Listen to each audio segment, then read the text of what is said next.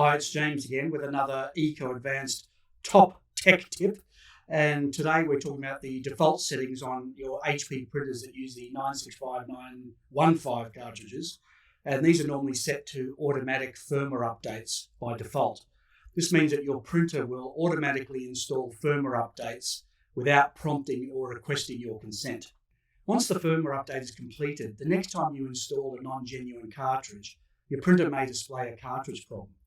This is to prevent you from using non-original cartridges in your printer.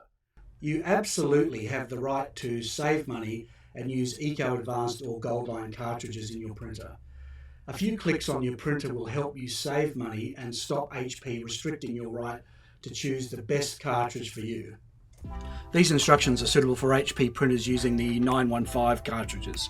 Scroll down on the top menu, go into the settings, and scroll down in the setup menu to printer maintenance. Click on printer maintenance, scroll down again, update the printer, click on that, go into update printer options and do not check, and then hit no on the button that comes up.